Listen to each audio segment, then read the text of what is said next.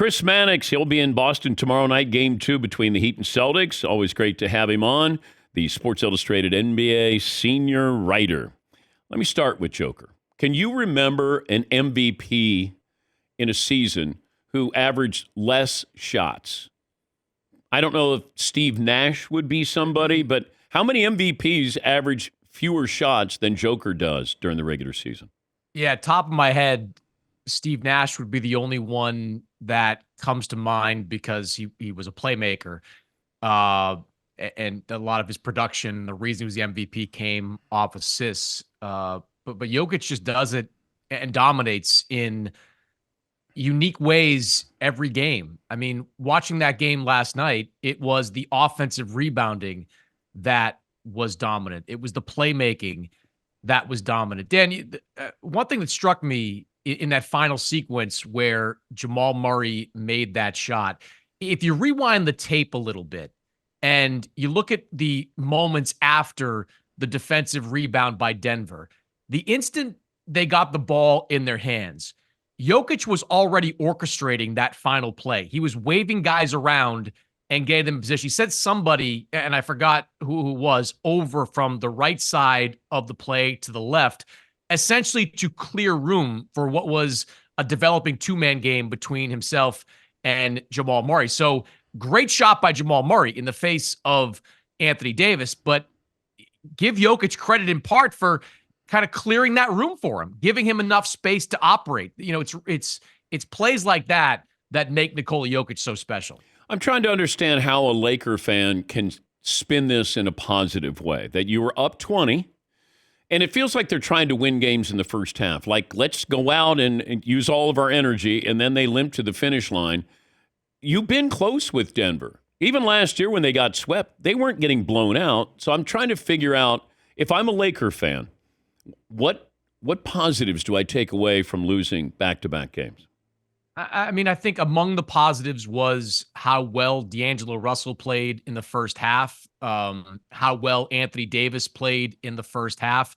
Both those guys seemed to run out of gas, though, in the second. I mean, Davis, you know, he had a great regular season, played 76 games, the most games that he's played in his NBA career, averaged more minutes per game than he has at any time since his New Orleans days. But you start to wonder, watching a series like this, if there's enough gas left in the tank for Anthony Davis to be a dominant two-way player for 35, 36 minutes. I mean, on the defensive end in the fourth quarter, Nikola Jokic was great. I mean, an AD, as good as he is defensively, he just couldn't do much to stop him in the post. And with Russell, Dan, I said coming into the series, the only way the Lakers can win is if D'Angelo Russell is the kind of player we've seen in the regular season and not in the games he's played against Denver. I mean, the conference finals last year, Dan, the Nuggets played D'Angelo Russell right off the floor. I mean, he was benched in the conference finals. First half of game 2, he had 18 points, made 6 of 7 from three-point range. He was 1 of 4 from three-point range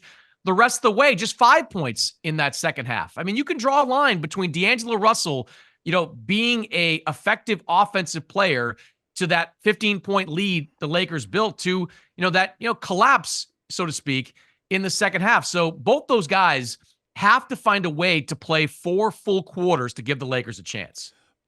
Better chance of coming back, the Lakers or 76ers?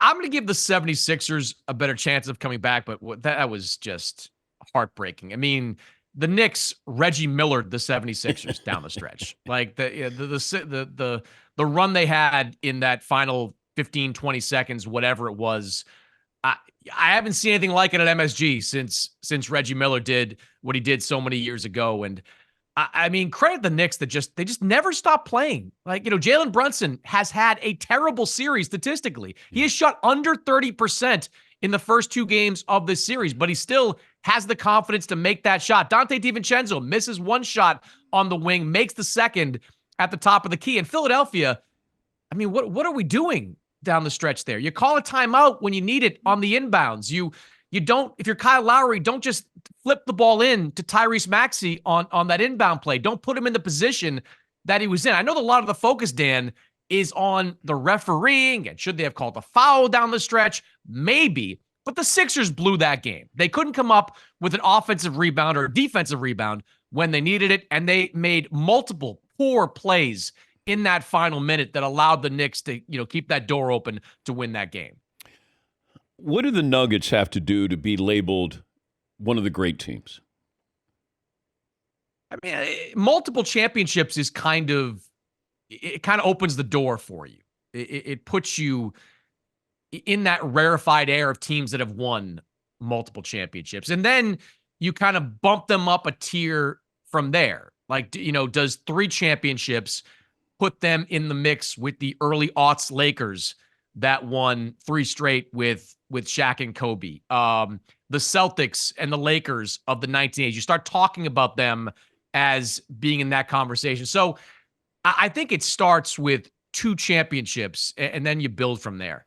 Yeah, it's kind of like the Rockets when they won back-to-back titles. That might a good be example. Because, when we're saying, do I think they're one of the great teams? I don't. But I think if you're going to be labeled great, it's got to be more than 1 year.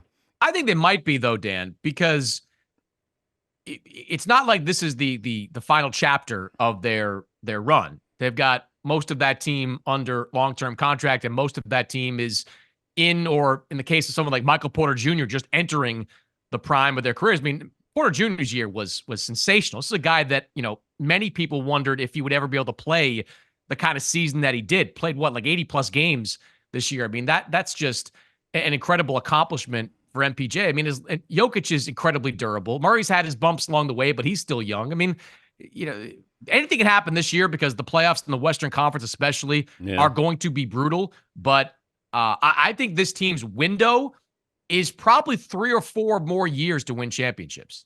We're talking to Chris Mannix, the senior writer for the NBA with Sports Illustrated. But Joker, now with the 3rd MVP coming up, like now all of a sudden we start to get into a little bit more interesting conversation with him. That, hey, nice story. Oh, I got another MVP. Well, let's see if you can win a title. Oh, you got a title. Now you get another MVP.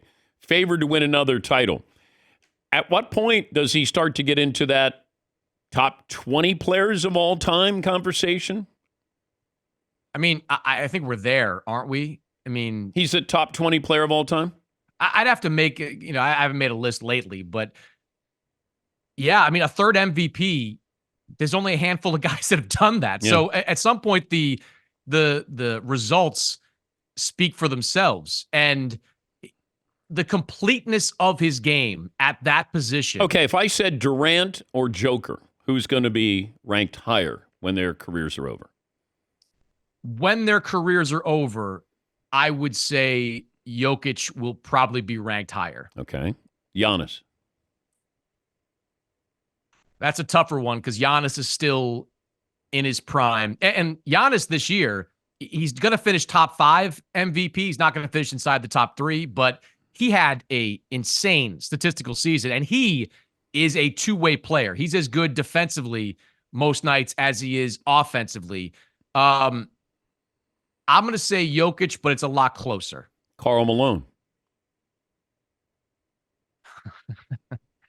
I mean, Jokic probably because of the championship and whatever happens over the next 3. I think he's going to get at least 1 more. So I think 3 MVPs and 2 championships nudges him above Malone. Dirk Nowitzki.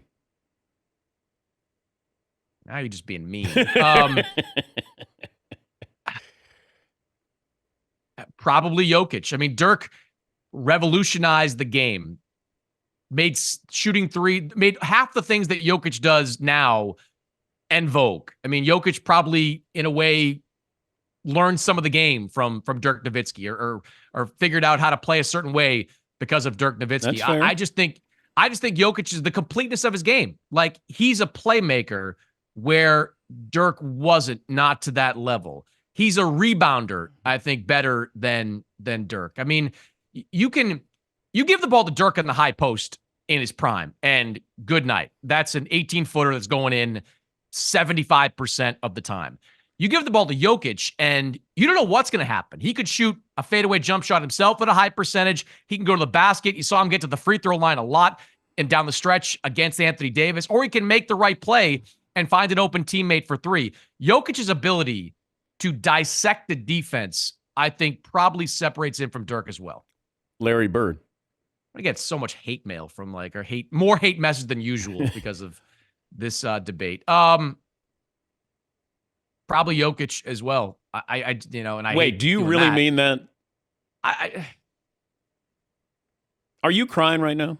I'm not crying. I'm trying to think of what I'm missing here look, you're talking about all-time great players and scorers and what they do.